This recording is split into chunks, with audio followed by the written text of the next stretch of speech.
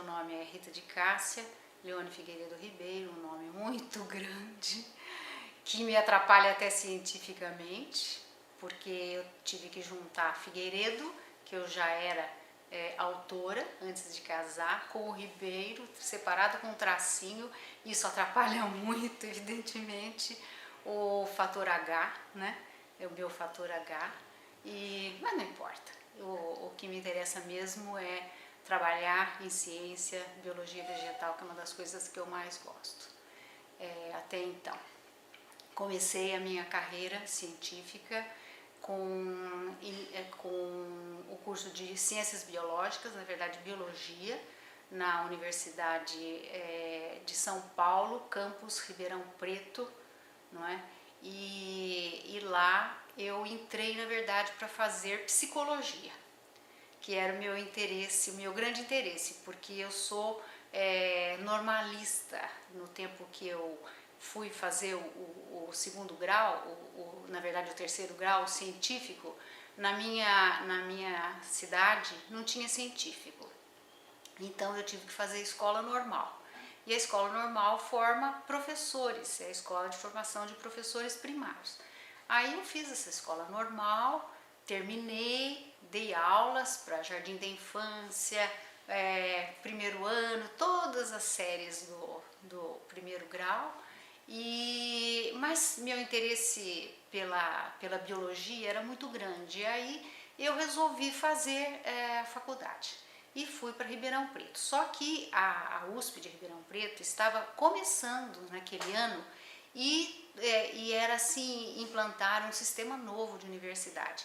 Então todos os alunos que entraram na faculdade naquele ano, que foi em 1966, em 5, na verdade, o vestibular para iniciar em 1966. Quando eu iniciei, então, todos que entraram, independentemente de fazerem biologia, psicologia, química, física, matemática ou línguas, faziam o propedêutico, que era o primeiro ano igual para todos. E no propedêutico eu tive a oportunidade, então, de ser aluna do professor Savaia, lá de Ribeirão Preto, e um biólogo maravilhoso, muito estimulante, né, de novas carreiras. E eu então fiquei encantada com a biologia. Falei, não vou fazer mais psicologia, eu vou fazer biologia. E aí então passei para biologia. Mas tive muita dificuldade até no começo, porque eu não tinha um científico. Então, na verdade, eu nunca tinha estudado química, física, todas essas matérias do científico. A minha formação era mais de ciências humanas. Mas mesmo assim, eu consegui então me formar muito bem, graças a Deus. E já durante a carreira, a graduação, eu tive grande interesse pela pesquisa, né? E comecei a fazer um estágio. O primeiro estágio que eu fiz, na verdade, foi com a doutora Maria Luísa, que é professora da Unicamp, Maria Luísa Mello, com biologia celular. E sempre eu me encantei com a biologia celular, e até hoje gosto muito de biologia celular. E comecei a fazer um estágio super interessante, que ela tentava associar a morfologia cerebral das abelhas com diferentes níveis de agressividade. Então eu achei aquilo uma coisa fantástica, comecei a fazer meu estágio com ela e tal, mas infelizmente logo depois, porque ela trabalhava lá na Faculdade de Medicina de Ribeirão Preto, mas logo depois ela foi contratada na Unicamp, veio embora e eu não tive a oportunidade de continuar o estágio com ela. E foi aí que eu comecei a me aproximar então dos botânicos, porque tinha o Adi Shakur e tinha também o Guzmán. E eles então me orientaram no estágio de final de curso. A gente tinha que fazer uma monografia, que era um trabalho de fim de curso, já naquela época, né? Na USP acho que nem tinha, na USP de São Paulo nem tinha isso ainda, mas lá a gente já era obrigado a fazer uma monografia. Aí comecei a fazer umas coisas com piqui do cerrado, e comecei a me interessar muito pelo cerrado, mas eles não tinham assim aquela... Acabei me aproximando aqui do pessoal da USP de São Paulo, particularmente do Walter Andro, da Nanusa e da Valquíria Monteiro, na época Scanavaca, depois ela separou do marido, aí ficou só a Valquíria Monteiro, e aí comecei a fazer a minha monografia aí, e tive a oportunidade nessa época também de conhecer o Luiz Laboriot, que trabalhava aqui no Instituto de Botânica. Então o Laboriot era assim uma coisa maravilhosa, né? Formou todos os fisiólogos brasileiros, basicamente, né? Dessa área de fisiologia vegetal mesmo, né? Todos os aspectos da fisiologia vegetal. Fora isso, ele tinha assim um interesse, ele tinha ele era assim autodidata, né, em biologia, porque ele era engenheiro naval, na verdade, e ele estudava biologia porque gostava e sabia muita matemática, e com isso então ele fez toda a cinética de germinação. Ele tem livros maravilhosos, você conhece, né, Massanori? E com isso, então, tive a oportunidade de conhecer o Luiz Laboriot, trabalhando aqui nesse instituto. Eu me lembro que a primeira vez que eu vim aqui, estava um dia assim como hoje, um frio terrível. E eu, jovenzinha ainda, usando... naquela época, as mulheres não usavam calça comprida. Então, era só saia. E eu, com aquele frio, com a saia bem curta que usava naquela época, vim conhecer o Instituto de Botânica. E, na verdade, o laboratório dele era lá onde nós começamos, você e eu, com a Sônia Dietrich, lá no laboratório de fitoecologia, que era lá onde hoje é o laboratório de sementes do Instituto de Botânica. E lá, então, conheci o Laboriot. O Laboriot falou, se você quiser fazer botânica, você tem que fazer com o Walter Andro lá na USP. E aí eu procurei o Walter Andro e comecei então a trabalhar com o Walter Andro. Concluí então a minha monografia em inervação foliar de plantas do cerrado. Aí fazia aquelas lâminas maravilhosas, todas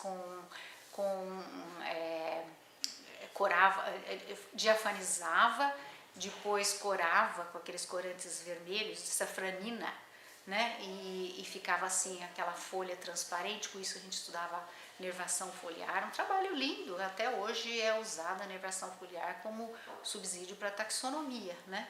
Eu fiz uns 2, 3 trabalhos de nervação foliar. Aí depois iniciei o mestrado com o Walter Andro também. E o Walter Andro falava o seguinte, olha, se você gosta de fisiologia, só que aqui na USP nós não temos condições de fazer nada de fisiologia. Então, se você quiser fazer mestrado, você vai fazer em anatomia. Aí eu falei, Jesus, mas anatomia eu não tenho formação. Aí ele falou, não, a Nanusa ajuda. E enfim, a Nanusa de fato ajudou muito, foi quase uma orientadora do meu mestrado. E aí o Walter Andro falou, olha, você escolhe então o que você quer fazer. Ou você trabalha com uma planta, uma labiata do cerrado, que é Ossimum de Caule. Essa planta é interessante porque ela tem um sistema subterrâneo difuso, um tipo xilopódio, que o Rizzini descreve como xilopódio, uma coisa que a gente não sabe bem o que é, se é caule, se é raiz ou o que é. Ou você escolhe a estévia, que a estévia estava na moda, tinham acabado do Laboriot, e o grupo do Laboriot tinham acabado de descobrir a estévia lá no cerrado bem próximo do Paraguai. Trouxeram a estévia, que é extremamente doce, aquela folhinha com o seu esteviosídeo. Ele falou, mas a estévia é uma plantinha qualquer, que tem só raiz, caule, folhas e flores. Então é melhor você fazer com o Ossimum, que é mais interessante. E fora isso, o Ossimum, o Walter Andro já tinha estudado também, junto com o Lauro Mori, que também era químico e trabalhava na época também no laboratório com o Laboriot. Aí o Lauro Mori já tinha estudado o óleo essencial do Ossimum de Caule, né?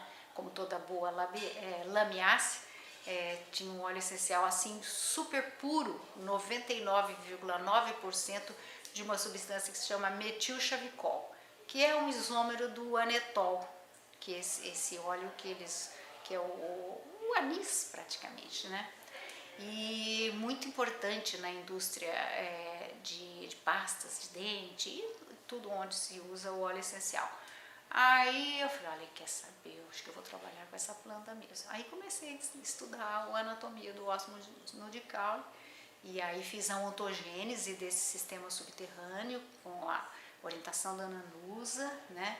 E foi graças ao meu mestrado em anatomia que eu fui contratada lá na Unicamp, fui sua professora no primeiro ano da faculdade, né, Massanori?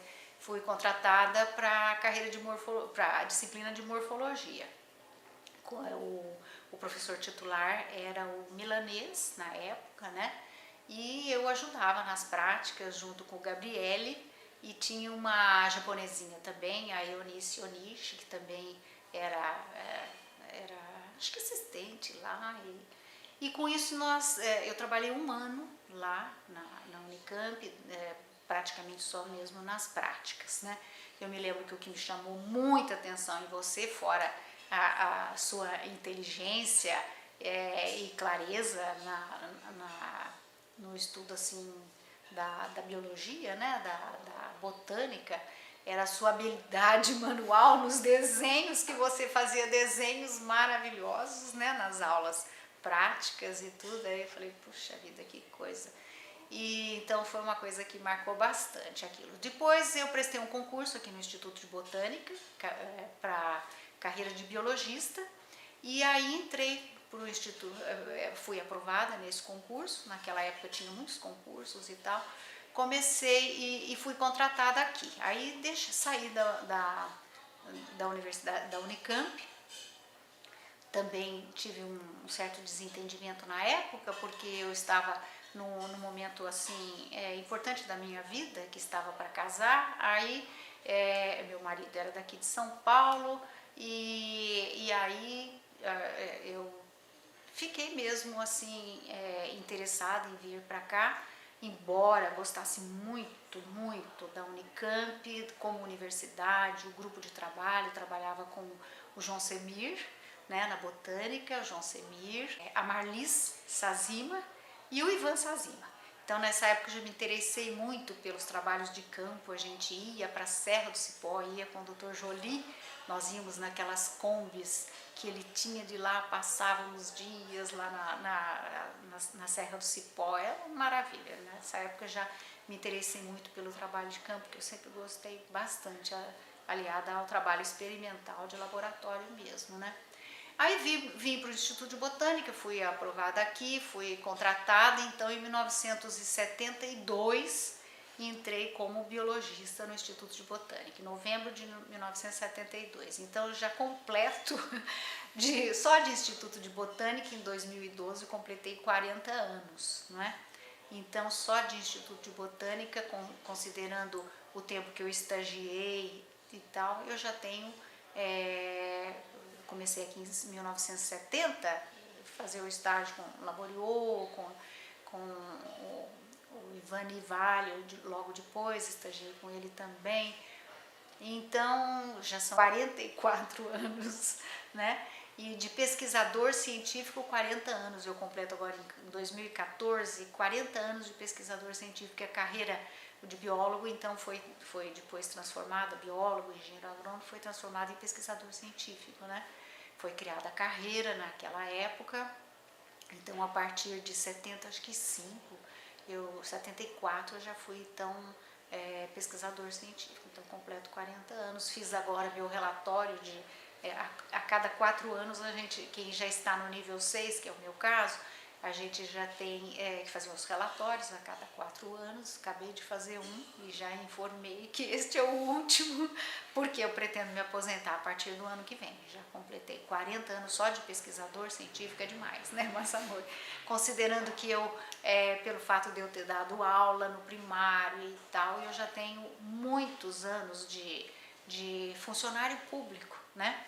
E porque eu, na verdade, eu acho que eu já tenho só de quinquênios, eu tenho 8 quinquênios. Agora em agosto do próximo ano eu completo 9 quinquênios. Então 9 vezes 5 são 45 anos de funcionário público.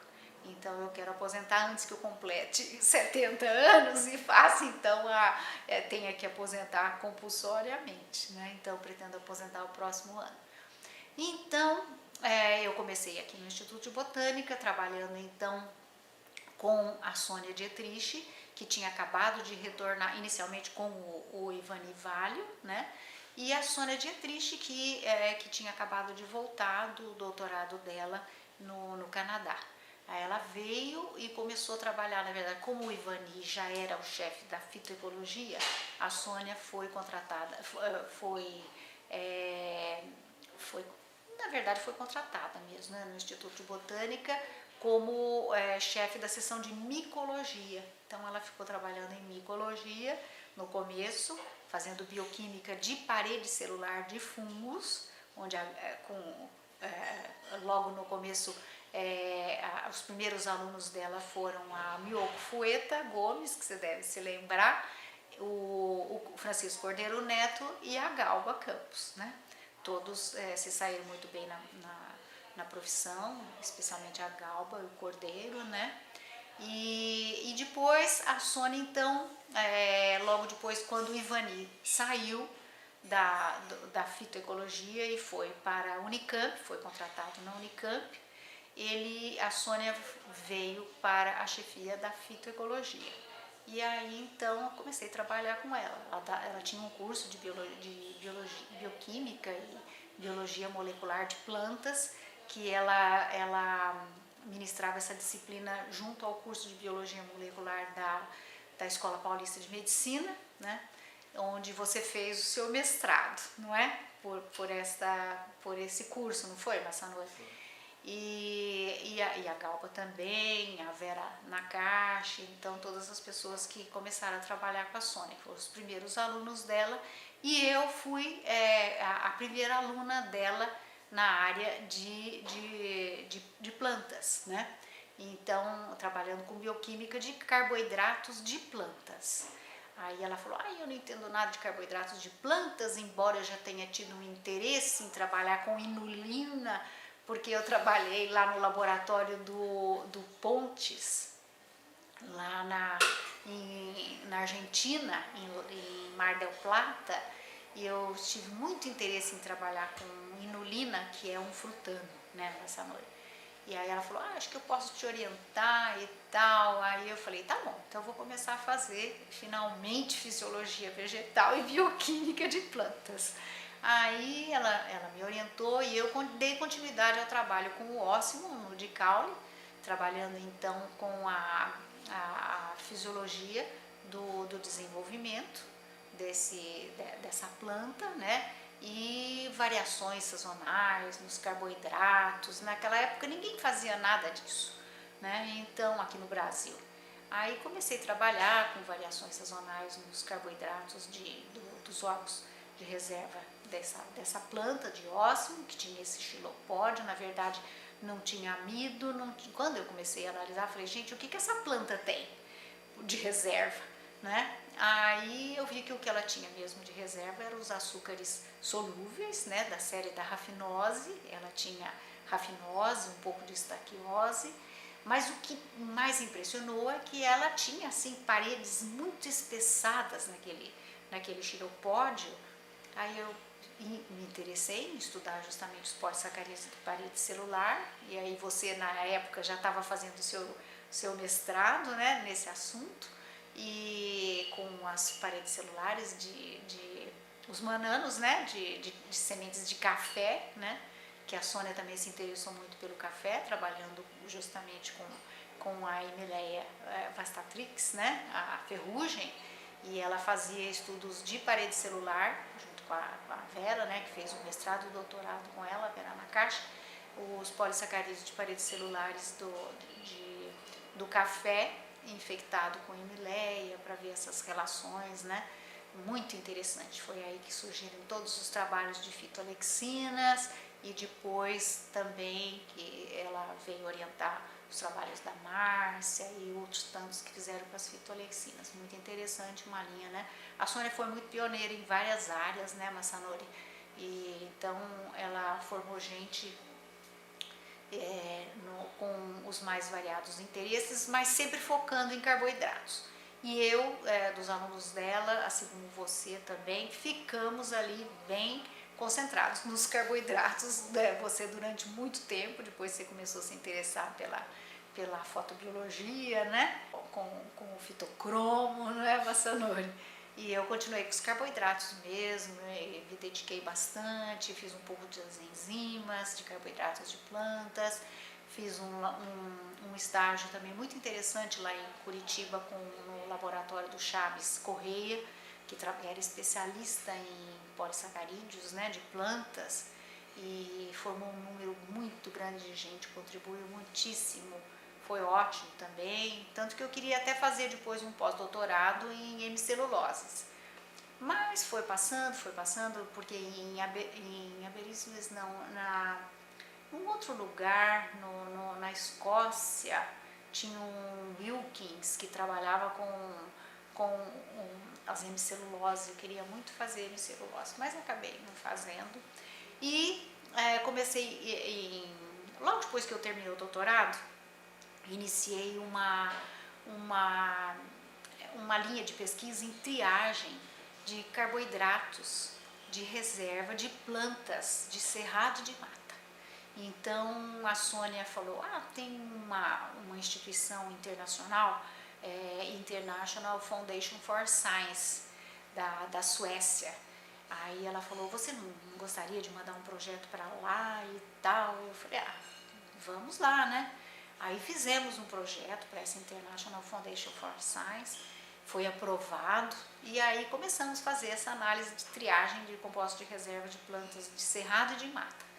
Aí foi quando o Chu iniciou no estágio aqui no Instituto de Botânica, e ele ficou responsável pelos carás das dioscoriáceas.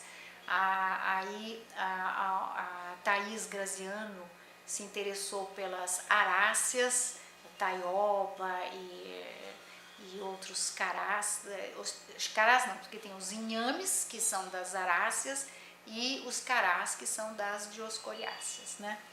Aí nós começamos a trabalhar com essas plantas e tal, especificamente de mata. E no cerrado, o que chamou muita atenção foram as asteráceas, que acumulavam na época, porque a gente fazia a extração dos carboidratos de reserva, dos carboidratos solúveis inicialmente, e quando nós fomos fazer de uma das plantinhas que tinha um sistema subterrâneo muito esquisito, diferente, né? Que depois a gente veio a descobrir que é um rizóforo, que a Nanusa descreveu, esses rizóforos das asteráceas, né? Então, nós resolvemos fazer a análise desses açúcares solúveis, e quando fazíamos a extração com etanólica quente, mas era uma quantidade de polissacarídeo ou de carboidrato que se extraía, que quando se concentrava no evaporador rotatório, ficava aquela massa. Então, num tubo de ensaio de 50 mililitros, por exemplo, praticamente você tinha assim, meio centímetro de álcool, o resto tudo era polissacarídeo, branquinho como esta fórmica. Então, aí eu falei, gente, o que é isto, né? Aí começamos a fazer análises e tal, e aí fazíamos análise de carboidratos totais na época, e pela análise por HPLC não, na época não existia, pela análise por cromatografia de papel, nós vimos que o componente principal era a frutose. Falei, gente, será que é um frutano? Será que é uma inulina? Aí começamos a estudar e tal, e vimos que de fato a planta, essa Vernonia herbácea, né, uma asterácea do cerrado, acumulava mais de 80% do sistema da massa seca em frutanos, do tipo inulina. Aí eu fiquei extremamente interessada nesses frutanos, e desde então aí eu comecei a orientar também praticamente eu que orientava, mas oficialmente era a Sônia que orientava, a Mariângela, né? E a Mariângela fez o doutorado então com essa planta, né? Ela já tinha feito o mestrado com a Sônia em Peresque, a grande folha, estudava enraizamento de Peresque. e eu comecei então a trabalhar com ela, e mais o Shu, e mais a Elise Zejima, que era uma outra japonesinha que veio fazer o mestrado comigo, a Cândida, que eu acho que você deve conhecer, trabalhando, que depois foi para Metodista, né, professora da Metodista. A Cândida era uma aluna brilhante, iniciou assim, a carreira dela muito bem. Me lembro que a Cândida fez assim o maior sucesso num congresso sobre sacarose, o primeiro congresso de sacarose que houve lá em Mar del Plata, na Argentina, no laboratório do Pontes, e ela teve uma participação assim muito, muito que chamava atenção assim pelo brilhantismo intelectual dela e tal. E então ela foi uma aluna que de fato trouxe assim muitos resultados interessantes para as nossas pesquisas, porque justamente ela trabalhou com uma amarantácea, que é uma gonfrena macrocéfala do cerrado, e essa amarantácea, diferentemente de tudo que havia publicado até então com frutanos, ela foi a primeira amarantácea onde nós descobrimos frutanos, só que em vez de ser frutano da série da inulina, eram frutanos da série dos fleanos, que é o frutano encontrado nas gramíneas, não é? E que é uma ligação entre frutoses com ligação beta 2,6, enquanto que na inulina é ligação de frutoses beta 2,1. Né? E isso foi assim um marco na linha de pesquisa nossa com frutanos, e depois disso nós já encontramos esse frutano do tipo fleano em outras gonfrenas do cerrado também. Agora a Maria Ângela tem uma outra aluna trabalhando com várias plantas de campos rupestres, já estamos localizando frutanos do tipo fleano também nessas plantas, então foi um trabalho extremamente interessante.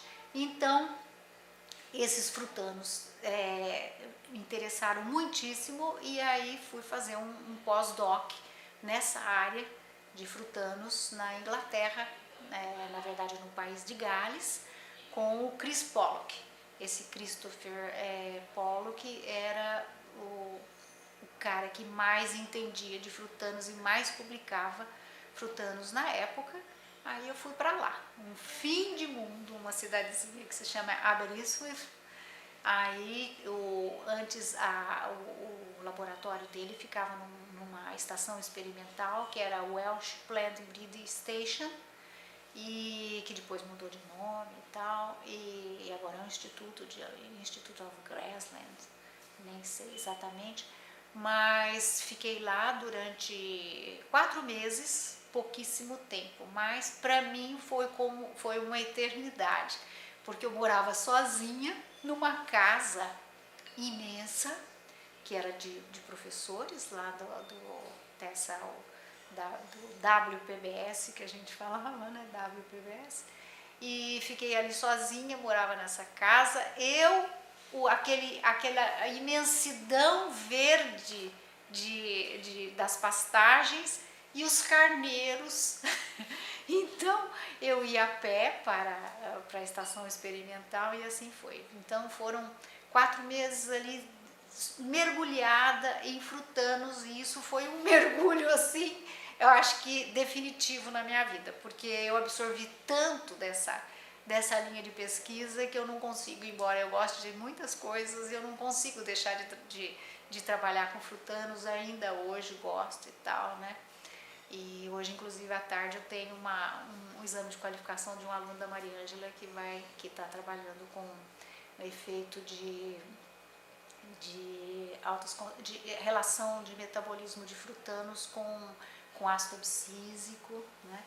E também plantas submetidas a altas concentrações de CO2.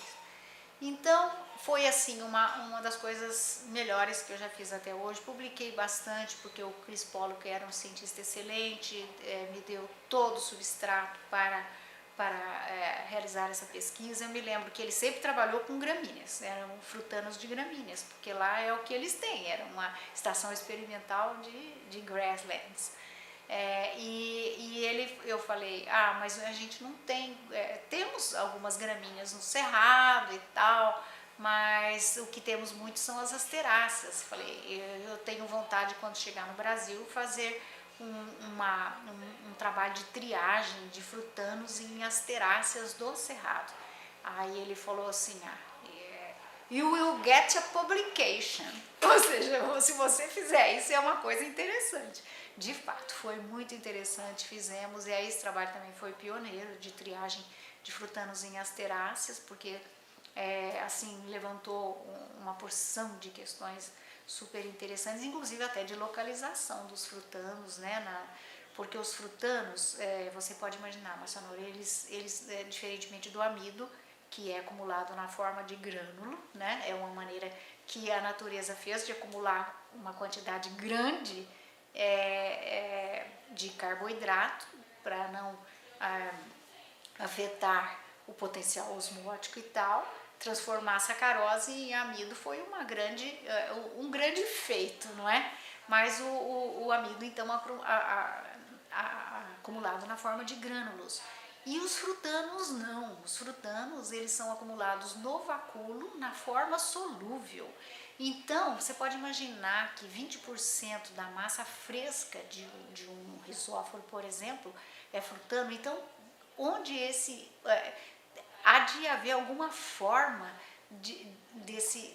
dessa quantidade imensa de carboidrato, né, que também é derivado da sacarose, né, de ser acumulado. Então, é uma coisa que chamou muita atenção e tal, e nós conseguimos verificar através de microscopia, microscopia primeiro óptica e depois eletrônica e até de varredura, que a inulina, na verdade, agora a gente começou a perceber que esses polissacarídeos, eles quase que formam assim umas micelas, umas partículas, chegam a ser, do ponto de quando você cruza os cristais, você consegue sobre luz polarizada, você consegue ver aqueles esferocristais semicristalinos de inulina. Então, e isso é uma coisa que, principalmente nas asteráceas, que acumulam grandes quantidades.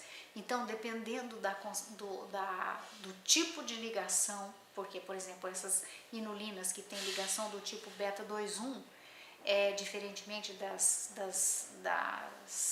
dos frutanos das gramíneas, por exemplo, que é a ligação beta 2,6, e tem em concentração muito menor, as das asteráceas são frutanos beta 2,1, cadeias lineares e em grandes concentrações. Então, o tipo de cadeia, o tipo de ligação, a concentração e o tamanho dessas moléculas, eu acredito que sejam os fatores que determinam o fato de você conseguir cristalizar, semicristalizar ou não.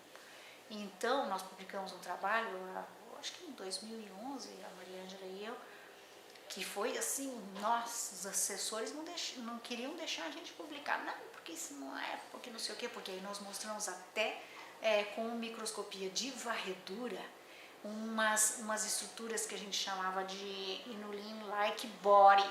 Parecia mesmo um corpo, assim, né? Uma estrutura. E aí, extremamente novo, não queriam, mas nós publicamos, e foi até um trabalho de uma menina muito interessante, que foi a Divina Vilhalva, que era aluna do Cortellazzo. O Cortellazzo sempre foi um cientista excelente de biologia celular, você sabe, e ele orientou esse trabalho da Divina, e ele pediu, como ela encontrou essas coisas maravilhosas e era uma asterácea, ele pediu se ela podia fazer um estágio aqui conosco, com a Maria Ângela, comigo. Aí ela veio, fizemos, aí vimos que de fato aquilo tudo era inulina e tal. Aí o trabalho dela foi justamente uma associação da parte bioquímica com a parte estrutural. Foi um trabalho maravilhoso. Aí conseguimos publicar e tal, e agora a gente tem outros tantos trabalhos nessa mesma linha, né? De frutanos associando a bioquímica e a estrutura, né? A anatomia, né? Localização e tal.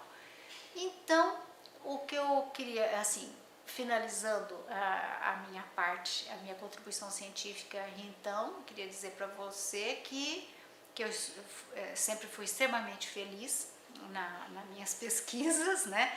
Me dediquei também um pouco à fisiologia de sementes, porque aqui, como pesquisadora do Instituto de Botânica, a gente sempre tem que ocupar cargos, assim como na universidade, ocupar cargos de administrativos.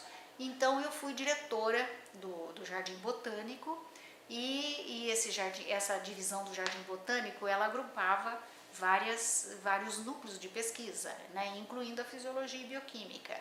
Então tinha um núcleo de pesquisa de fisiologia e bioquímica, ornamentais, sementes, orquidário, ecologia. Aí eu era diretora desse grupo, né, dessa divisão, que hoje é um centro, né, centro de pesquisas em fisiologia e ecologia. E então eu falei com o pessoal, gente, nós precisamos fazer um trabalho, um projeto único, precisamos conseguir dinheiro, mais um projeto, que eu já tinha uma vivência grande de projetos temáticos, inclusive tivemos um temático da FAPESP, não é? Aí comecei então a me aproximar dos diretores, dos chefes, antigamente eram os chefes de seção, né? Hoje é diretor de núcleo aqui. Aí me aproximei e fizemos então, começamos a pensar num projeto temático que envolvesse todas essas sessões. E aí, que vai escolher o quê, né? Aí escolhemos Cesalpina ecrinata, pau-brasil, que é a árvore símbolo do Brasil, né? E aí era uma planta extremamente interessante, tinha esse apelo assim de importância, né? Histórica, né?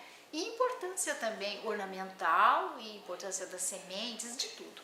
Então nós fizemos esse projeto que se chamou Cesalpina equinata, da semente à madeira, um modelo de estudos para plantas arbóreas tropicais brasileiras. Então foi um temático da FAPESP, puxa, não preciso dizer que envolveu desde o Instituto de Botânica, praticamente, bom, todas as sessões da DJB, né, do Núcleo de Jardim Botânico, como outras sessões, então o pessoal da anatomia, o pessoal da micologia, e fora do Instituto de Botânica envolveu a Escola Paulista de Medicina, a Mariana Araújo, que sempre trabalhou com polissacarídeos de sementes de leguminosas, se interessou, na verdade, polissacarídeos não, com proteínas de sementes de leguminosa, estudando as proteases, do grupo lá do Cláudio Sampaio. Se interessou também, fez um trabalho maravilhoso. O Yuri fez toda a parte fez o doutorado dele nesse assunto, com a parte de fitogeografia. Graças a tudo isso, o Yuri depois foi contratado no departamento de geografia da USP, onde ele desenvolve agora trabalhos similares ao que ele fez com o pau-brasil, com as sementes. Então foi nessa época então que eu comecei a trabalhar também com um pouco de a minha contribuição, quer dizer, eu não podia só ser coordenadora, eu tinha que fazer alguma coisa. Então, das coisas todas do pau-brasil, o que estava um pouco mais próximo da minha experiência científica eram os carboidratos das sementes. Aí começamos a trabalhar com os carboidratos das sementes de pau-brasil, que infelizmente não tinha frutano, mas tinha o amido, né? Açúcares solúveis. Então, além dos açúcares solúveis, o pau-brasil tem os ciclitóis galactosilados, muito interessantes, que tem uma função similar nas sementes aos oligosacarídeos da série da rafinose. Então conseguimos com isso também publicar alguns trabalhos interessantes. Você já teve até a oportunidade de fazer parte da tese, da banca da tese da Juliana Iuno, né, uma das minhas alunas, que justamente trabalhou com as sementes, né, de pau-brasil.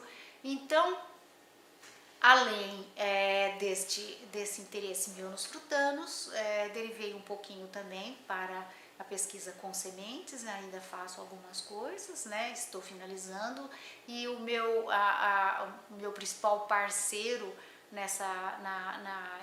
na pesquisa com sementes foi o Cláudio Barbedo. O Cláudio Barbedo é um cientista excelente aqui do Instituto de Botânica, tem uma formação maravilhosa, ele tem uma cabeça brilhante também, você já teve a oportunidade de conhecê-lo, e ele sempre trabalhou com sementes, né? Então, desde o mestrado, depois o doutorado, o doutorado ele trabalhou com uma semente recalcitrante, então ele é conhecido internacionalmente pelos trabalhos com Inga vera, que agora Inga uruguensis, que agora é Inga vera, né? Uma semente recalcitrante das mais recalcitrantes, então ainda objeto de muita pesquisa e tal. Então foi um trabalho muito interessante esse com as sementes também, e ainda estou finalizando alguns deles e publicando os trabalhos, né, nessa área. E para finalizar mesmo a minha carreira científica, a minha contribuição para a botânica, a partir de 2010, eu entrei, na verdade, na pós-graduação. Fui, na verdade, estimulada pela Márcia Braga. Falou, você está na hora de se dedicar à pós-graduação do Instituto de Botânica, não só como orientadora, mas na parte de administração da pós-graduação. Aí a Sônia e a Solange já estavam há bastante tempo, aí eu comecei como coordenadora diária e depois, a partir de 2010, eu fui coordenadora, então, desse programa de pós-graduação aqui do Instituto de Botânica. Durante 3 anos, fiz um treino completo, né, para CAPES. O curso de pós-graduação daquele instituto está muito bom, ele foi elevado para o nível 5, né? Passamos agora, recentemente, passei a coordenação para a Célia Santana, e que continua com uma equipe muito boa, então o curso também está ótimo, formando muitos alunos, publicando muitos trabalhos. Bom, na verdade, a outra contribuição que eu acho que eu dei para a botânica foi o fato de assumir a presidência da Sociedade Botânica de São Paulo, que edita a Revista Brasileira de Botânica, atualmente Brazilian Journal of Botany. Essa revista é uma revista excelente, eu reporto como a melhor revista da área de botânica aqui do Brasil e entre as melhores revistas brasileiras. Ela foi uma das primeiras a ser incorporada ao sistema Cielo, né? E logo que nós fomos convidados, o Cielo estava começando a fazer essa parte o Cielo é uma biblioteca eletrônica, não é?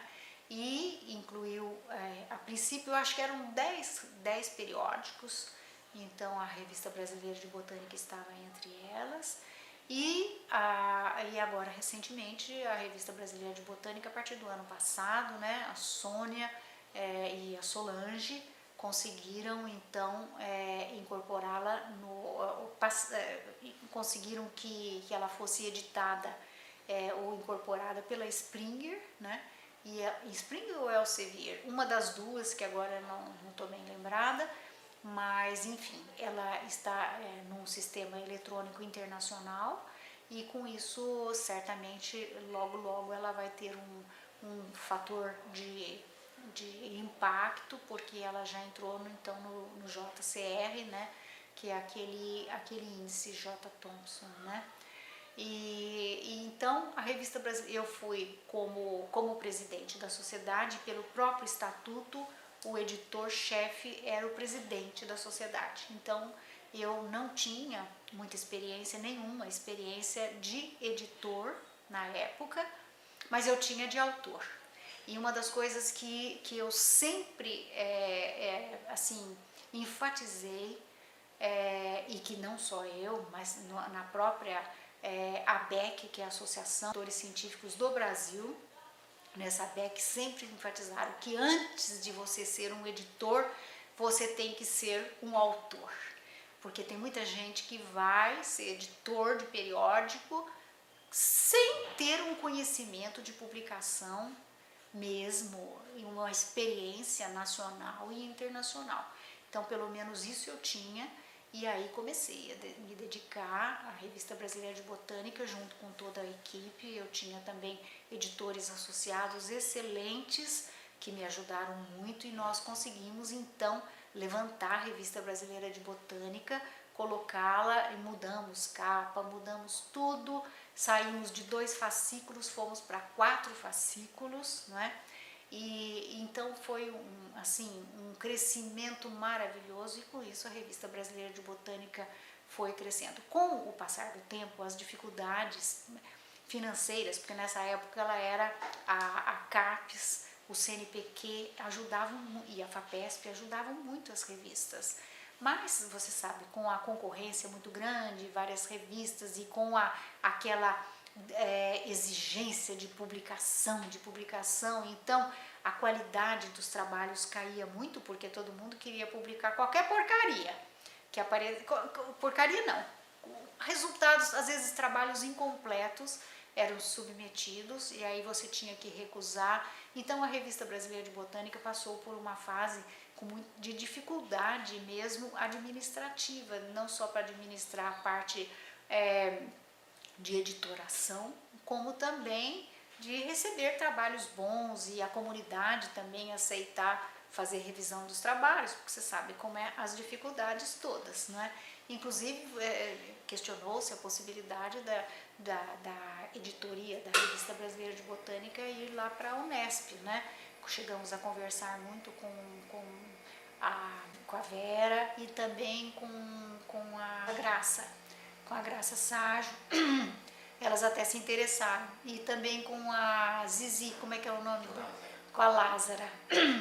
Mas aí depois acabou não dando certo e tal, mas eu acho que seria interessante pensar na possibilidade de levar a Revista Brasileira de Botânica para a Unesp, porque ela ficou praticamente desde a criação até agora no Instituto de Botânica. Então praticamente está finalizando a hospedagem da Revista Brasileira de Botânica no Instituto de Botânica, está finalizando agora, porque parece que o professor Carlos Martins de Ribeirão Preto, ele já está interessado também, então pode ser que vá para lá. E agora o Salatino também, acho que é o atual editor. Mas ainda o Instituto de Botânica e os pesquisadores do Instituto de Botânica, especialmente a Solange, tem dado um suporte muito grande, ou seja, carregam o piano, como a gente diz, né?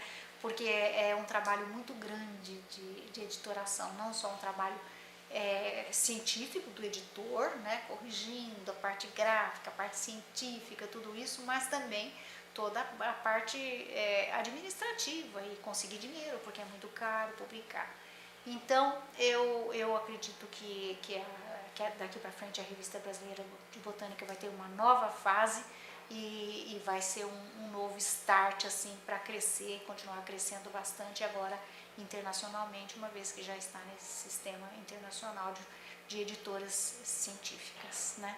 Então isso também eu acho que é uma coisa importante que eu pude fazer, né? E que eu acredito que seja assim extremamente interessante. E também um outro aspecto que eu não mencionei foi o fato de eu fazer parte também do comitê assessor do CNPq.